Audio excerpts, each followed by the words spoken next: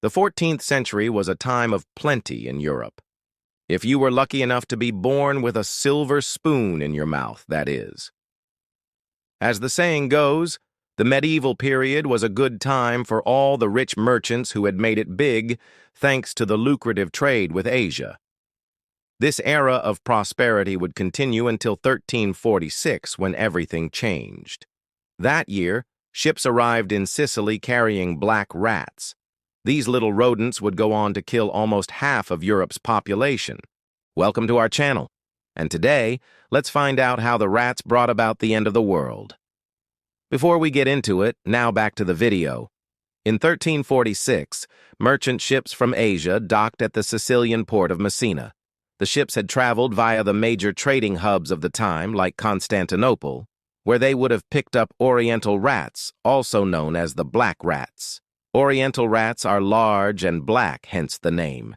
They grow to be twice the size of the brown rats we know today and carry diseases that can be fatal to humans.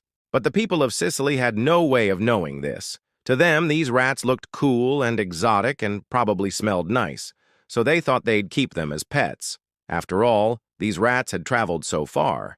It was only natural that they'd want to show off their new rodent friends. So people started breeding them, and soon the rat population exploded.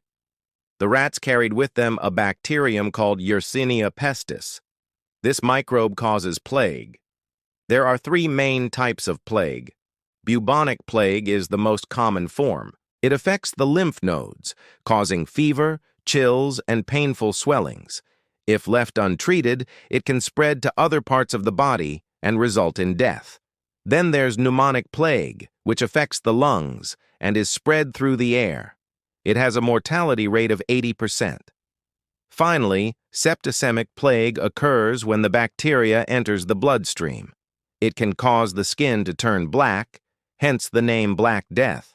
It's also extremely deadly. In the 14th century, nobody knew that the rats were carrying any sort of disease. In fact, people believed that these rats could help cure illness. A writer named John of Burgundy wrote in his account that people used the rats to treat epilepsy by placing them on the affected person. Rats were also used to treat eye disorders. People would put a rat in a bag along with some vinegar and herbs, and then they would place the bag over their eyes. Naturally, this did not cure their blindness, and many died after contracting the plague. How did the bubonic plague actually spread? Bubonic plague is transmitted through the bite of infected fleas. These fleas live on rats and feed on their blood. When the rat population exploded in Sicily, so did the flea population. And since the fleas were carrying the plague bacterium, they passed it on to humans when they bit them. This happened across Europe during the mid-1300s, with the first recorded outbreak taking place in the spring of 1348. At first, the Black Death seemed to affect poor people more than the rich. This was because poverty and unsanitary living conditions meant that the poor were more exposed to rats and fleas. For example, the famous English physician John of Gaddesden described how he saw plague-ridden corpses being thrown into the River Thames from the window of his house. The river was so polluted that fish rose to the surface and died. However, soon the rich weren't able to escape the plague either. King Edward III of England and Queen Philippa were among the many victims. The plague took no prisoners. Estimates say that between 30 to 50% of Europe's population died due to the Black Death. In some areas, 60% of the people perished. London lost two-thirds of its population. France lost around 35 to 50% of its people, and Italy and Germany lost 50% of their populations. No community was spared. According to historian O.J. Benedict, around 25 million people died in Europe alone. This makes the Black Death one of the deadliest disasters in human history. To make things worse, nobody knew what was causing the disaster. At the time, the germ theory had not yet been developed, so people had no idea that bacteria were the culprit. This led to all sorts of rumors and misconceptions. Some people believed that the plague was God's punishment for the sins of humanity. Astronomers blamed it on the alignment of the planets. One popular myth was that the Jews were poisoning wells to spread the disease. Because of such beliefs, Jewish communities were persecuted. Many were forced to convert or were killed. Throughout history, pandemics have been blamed on scapegoats, often minority groups. During the COVID-19 pandemic, the Chinese were blamed for releasing the virus. Before that, during the HIV/AIDS crisis, gay men were blamed for inventing the disease. In the 1850s, when the cholera epidemic hit America, Irish immigrants were blamed for bringing the disease to the country. History seems to be repeating itself.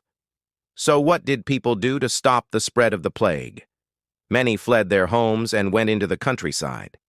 This led to massive depopulation in cities, but the plague followed them there too. Others decided to stay indoors. They sealed their windows and doors shut and tried to ride out the plague. Unfortunately, this didn't work. The plague was too widespread. Some countries imposed quarantine measures. Boats arriving from plague-infected areas were forced to stay at anchor for 30 days. If nobody on board came down with the plague, then they were allowed to disembark. Those who did fall ill were told to stay on board until they died. In Venice, people arriving from infected areas had to stay in special lazarettes for 30 days. If they survived the 30 days, they were given a clean bill of health and allowed to enter Venice. Those who died were buried in special plague cemeteries outside the city. In the Italian city of Siena, residents created a system of patrols to enforce quarantine rules. Healthy people were assigned to look after the sick and dying and bring them food and water. Only those who were well enough were allowed to leave their houses. The rest had to stay inside.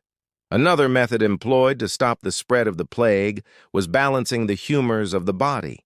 Doctors believed that the plague was caused when an imbalance of the four humors, blood, phlegm, yellow and black bile, so they tried to restore balance to the body by using leeches, applying poultices, giving enemas, and inducing vomiting.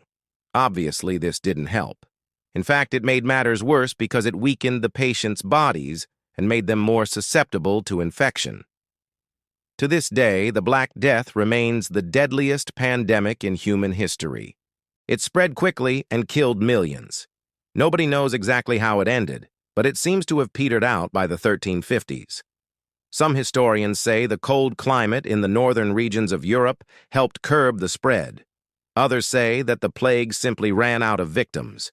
But whatever the reason, the world was never the same again. After the plague, life expectancy in Europe dropped from 35 years to 27 years. Trade also took a huge hit. The labor shortage caused by the plague led to the end of serfdom in some places. With fewer people working in the fields, landowners were forced to pay their workers better wages. Eventually, this led to the end of feudalism and the beginning of capitalism. Some historians even say that the Black Death helped kickstart the Renaissance. Why? Because with 50% of the population gone, there was less competition for jobs. This gave the survivors more opportunities and led to greater social mobility. In fact, many people born after the plague were more open to new ideas and ways of thinking, which eventually led to the Renaissance. The Black Death affected every aspect of life in Europe, from religion to art to economy. Writers like Boccaccio and Shakespeare explored the impact of the plague in their works. Artists depicted the horrors of the plague in paintings. Even scientists like Roger Bacon studied it extensively. When you think of deadly diseases, you may be thinking of the coronavirus pandemic. While the coronavirus is definitely a serious threat, it's important to remember that it's not the worst thing humanity has ever faced. The Black Death killed way more people and lasted much longer. We hope this video helps you understand just how bad the situation was and how lucky we are to be alive today. If you enjoyed this video, please like it. Thank you for watching. See you next time.